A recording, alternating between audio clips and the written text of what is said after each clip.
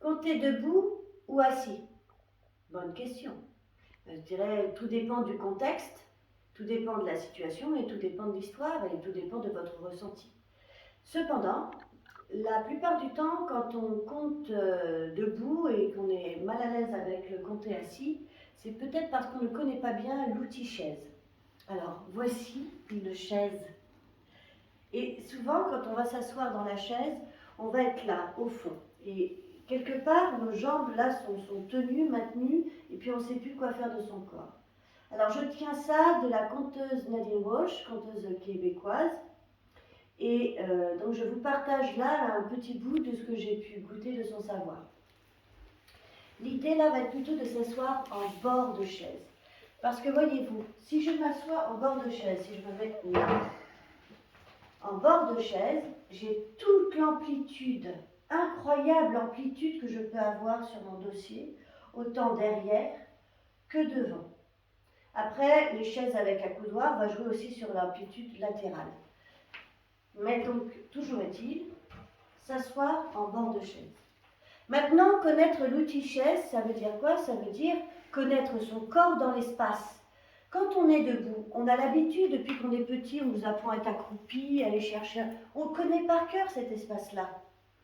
Plus ou moins, mais quand même plus que moins. Alors que la chaise, c'est pas ça. Donc, on va explorer cet espace-là. De la même manière que j'explore le devant, le dessus, dans un premier temps, bien sûr, je ne vais pas compter en faisant ça, et encore, qu'est-ce qu'on en sait? Je vais explorer, voilà, ce que ça fait que d'aller de droite à gauche. Je vous invite aussi à explorer votre corps sur cette chaîne. Vous voyez que je n'ai pas beaucoup d'abdos, mais bientôt, à la prochaine vidéo, vous verrez que j'ai progressé là-dessus. Voilà, on peut s'amuser à nager sur cette chaise. Bon là, j'ai une table en plus qui m'a bien arrangée. On peut essayer de voir ce que ça fait que de tourner sur la chaise. Et puis, de ce que je me rappelle aussi de ce stage merveilleux avec Nadine, on peut apprendre aussi à dégouliner. À dégouliner. On peut apprendre à dégouliner sur le côté, l'autre côté. Bon, je ne suis pas échauffée, donc là, je m'arrêterai là, mais vous comprenez le principe. Explorer cette chaise. Et là, d'un coup, ben moi, je me sens libre. Et compter assis ou debout, finalement, c'est pas si difficile. Alors, dernier point cependant aussi, c'est le bassin. C'est pas assis avachi. Je me remets de profil. Voilà. C'est le bassin, hop là, je le monte. Et je repose vraiment sur mes ischions, hein, ce petit os qui est là, sur lequel on s'assoit. Je me repose sur mes ischions. C'est-à-dire que si je passe là, je passe en énergie de non, je garde ma vigilance. De la même manière que quand je suis debout, je suis alignée avec mes talons ancrés au sol et dans le prolongement de mes épaules pour tenir bien debout et longtemps. Ben là, je vais bien tenir sur mes ischions, le pied bien ancré au sol, mais avec cette possibilité à tout moment de pouvoir bouger sans tomber de la chaise. L'avantage aussi, c'est si je dois me lever, je me lève facilement. Si à un moment donné dans l'histoire, je dois bouger et puis me réasseoir sans danger. Je suis vraiment dans cette mobilité. Donc voilà, compter assis ou debout, ce serait plutôt la question, est-ce que je compte en connaissant les deux espaces et en faisant un vrai choix? La deuxième, compter debout, souvent la question c'est mais qu'est-ce que je fais? Je ne suis pas à l'aise, qu'est-ce que je fais? C'est dur, j'ai mal au rein. Qu'est-ce que je fais de mes bras? Qu'est-ce qu'on peut avoir d'autre comme questionnement sur le... Souvent je crois que c'est les bras qui reviennent, les cuisses, qu'est-ce que je fais? Alors, un truc que j'ai appris cette fois-ci au cours Cochet de la Veine et autres écoles de théâtre, c'est que je joins les pieds, je les ouvre en angle droit, je bascule sur mes talons. Et là, j'ai vraiment mes talons dans le prolongement de mes épaules. Il y a quelque chose dans le bassin, quelque chose où il peut s'asseoir. Alors, restez que comme ça, ou après on peut un peu moduler si on a besoin.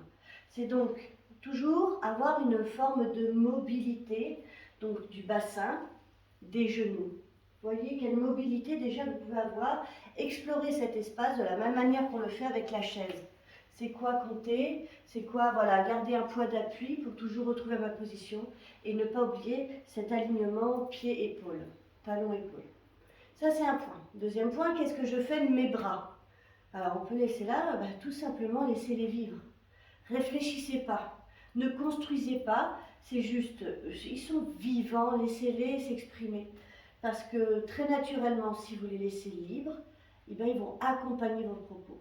Laissez au moins peut-être, ouvrez cet espace-là, laissez-leur vivre cet espace-là.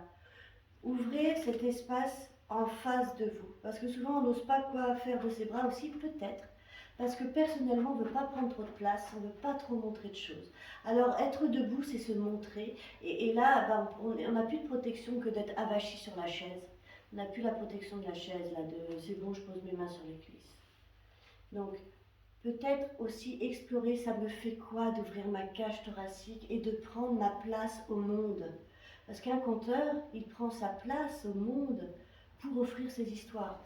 Donc je dirais que la question des bras du debout, c'est aussi prendre son envergure. Voilà. C'est quoi ma bulle de protection que je peux ajouter à ça pour pouvoir me sentir en sécurité et pouvoir me déployer mes ailes dans cette sécurité. Dès lors que je n'ai plus peur de cela, ou du moins que dans mon corps sent qu'il n'y a pas de danger à cela, eh bien je peux parler plus simplement, ouvrir mes mains, être dans l'ouverture quand je compte. Voilà, ou si il y a une vieille dame qui arrive et qui fait... Voilà, il y a les mouvements des bras comme une danse libre.